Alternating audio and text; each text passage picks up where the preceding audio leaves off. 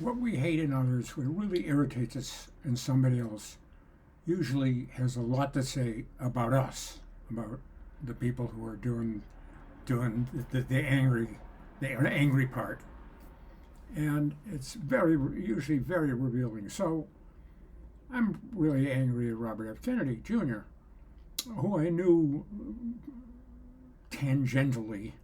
Late 1960s, bunch of the Kennedy kids, great kids, really exciting to see them. They treated me really well. Joe Kennedy in particular is just a wonderful person. And I had friends that knew them and sailed with them and so forth.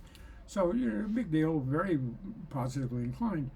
And then when I was in Tinhorn small town radio, I had a radio interview with him, and some guy, actually, one of the counselors had tipped me off that there was a threat on Senator Kennedy's life, and this was during the campaign.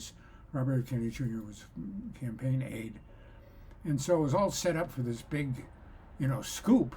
But I thought I was doing a good thing by not mentioning it. I wanted to be discreet because I didn't want to, cause any trouble to the Kennedy family. And they wanted it known that somebody's out and they caught somebody with a bag of guns.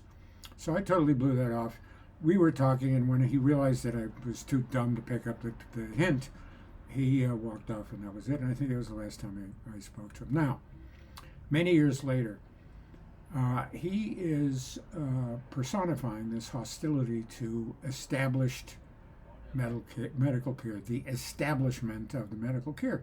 Now, where does he come from this? Same way that I came from it, which after a long, lamented history of drug experimentation on my part, he and I experienced the same thing, which is in the 1960s, if you had some marijuana, and I had a friend who grew some marijuana plants on his farm, he came home and found a padlock on his house, and his entire property was confiscated because he was growing marijuana of all things.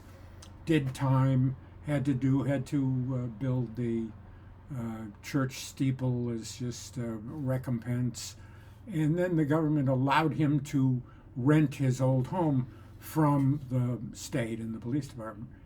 So we all grew up in an atmosphere where you don't trust the government, you don't trust a lot of the medical establishment. Was, this is going to just ruin you, which ultimately turns out that in some cases marijuana is going to ruin you, and I'll tell you details in another post.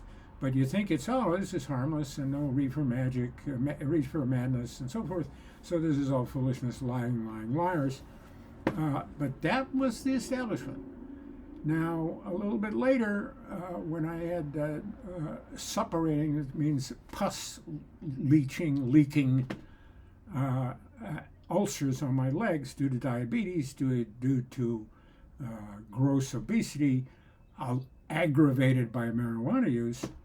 And I turned to the medical establishment and said, well, get me some opioids for my blinding, life-altering pain.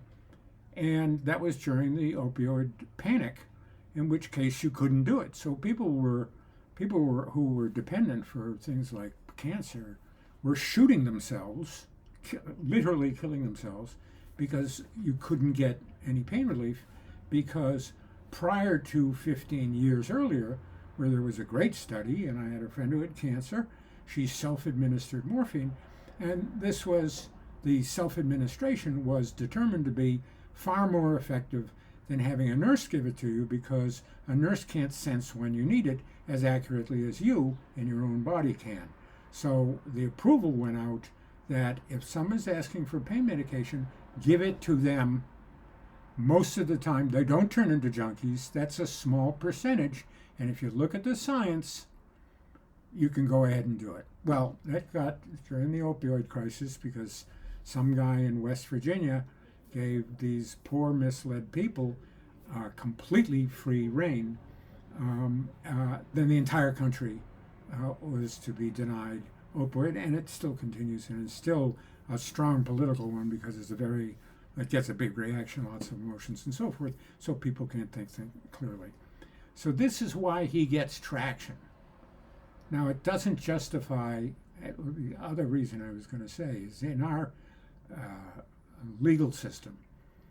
The way legitimate lawyers are allowed and told to argue their case is you can come up with no matter how guilty, your client deserves the best defense possible. And if that defense, the most possible defense, happens to be a whopper of an excuse that you'd still go ahead and try to do it because it's in the name of the best defense possible.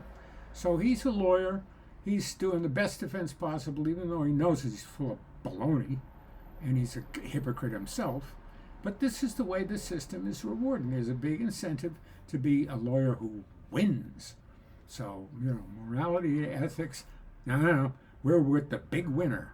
So this is just some of the background before we get on our high horse about Robert F. Kennedy Jr. Of course he should be out of office immediately, but that's a little background that I thought I'd contribute.